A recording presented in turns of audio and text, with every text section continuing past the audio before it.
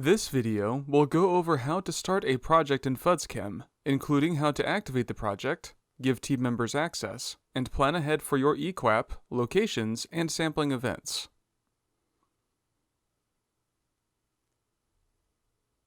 In December of 2017, the USACE headquarters issued a mandate that requires most projects to manage their data via FUDSChem.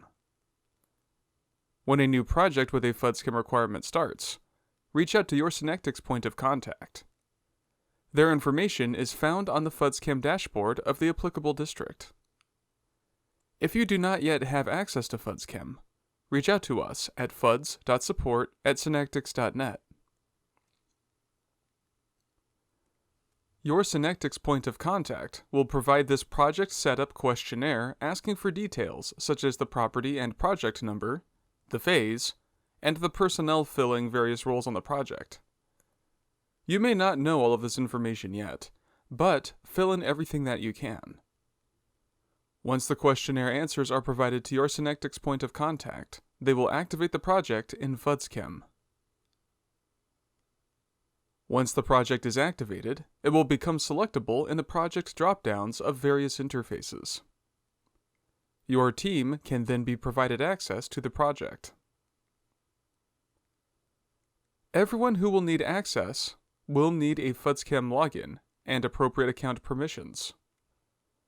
This includes contractors who will set up the eQAPP and enter field sampling data, laboratories who will submit analytical data, validators who will review the chemistry data, and USACE personnel who will approve the data and run reports. To request a new login, please provide your Synectics point of contact with the following information: name, job title, and role on project, email address, phone number. Providing a mobile number is optional, but will allow for two-factor authentication via text. Company, office address, district and project. For both new and existing users, please specify which project they will need to access and what kind of access they will need. For help understanding who needs what kind of access, go to Resources, System Documentation before logging in to access the FUDSChem User Guide.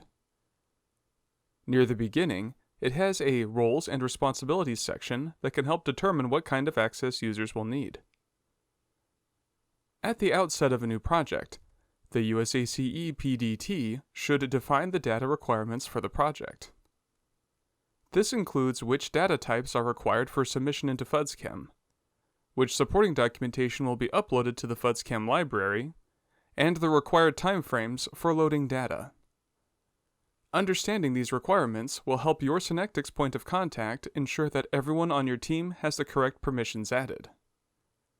For more information on permissions, please refer to our FUDSChem Permissions Overview video, linked in the description. Now that the team has access, we recommend planning ahead for your QAPP. Creating an eQAPP in FUDSChem allows you to generate UFP-QAPP worksheets 12, 15, 18, 19, 34, 36, and 37 that can be used to build your hard copy QAPP. As a best practice, we recommend starting with an eQAPP and using FUDSChem's worksheets to build the UFP-QAPP. It ensures that the eQAPP and UFP-QAPP are in sync, and saves you the time and effort of having to create and review everything twice. Typically, the contractor will be responsible for creating the eQAPP. As a best practice, we recommend starting at least 90 days prior to sampling, or sooner if you plan on generating worksheets to use for the hard copy QAPP. The laboratory is then required to review the eQAPP and acknowledge that they can meet the requirements. Once all laboratories have acknowledged, the contractor will submit it to the USACE chemist for review. Once the USACE chemist approves the eQAPP, chemistry data can be submitted. It is important to start the eQAPP well in advance to avoid delays with entering chemistry data. Please refer to our eQAPP General Overview video, eQAPP Lab Acknowledgement Tutorial video, eQAPP Review Tutorial video, and our eQAPP tutorials playlist for more information. Next, let's talk about planning ahead for location data. Entering location definition information allows you to establish location IDs tied to specific geographic coordinates. A clearly defined location and an associated site ID ensures that data will join seamlessly to the correct geographic point. It also allows for the association of results across different sampling events with different sample IDs. As a best practice, we recommend starting location data entry at least 90 days prior to sampling, concurrent with the eQAPP. If coordinates are not available, estimated coordinates can be used and must be updated later by submitting a location definition update file. As a best practice, please follow the location naming conventions listed in the appendix of the FUDSChem user guide. Naming conventions specific to ISM sampling can be found in the ISM Best Practices pamphlet found under Resources, Best Practices before logging in. For more information on locations, please refer to our Loading Locations tutorial videos, our Location Site XREF entry tutorial video, and our Updating Location Information tutorial video, linked in the description. Lastly, let's talk about planning ahead for your sampling events. Planning your event in FUDSChem gives you access to event tracking reports that update in real time, preventing samples from falling through the cracks.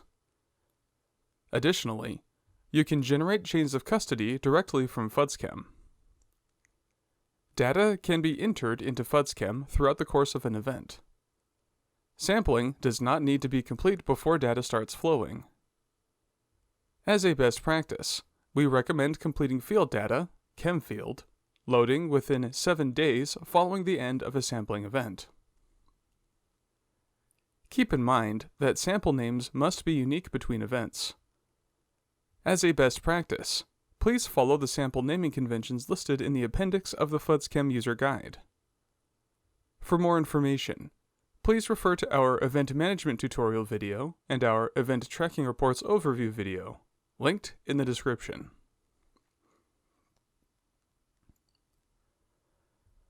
Don't forget to subscribe to the FUDSChem YouTube channel for more tutorial videos. All of the tutorials and playlists mentioned during this video are linked in the description below. Lastly, if you have questions or comments, feel free to contact us at fuds.support@synectics.net. Thank you.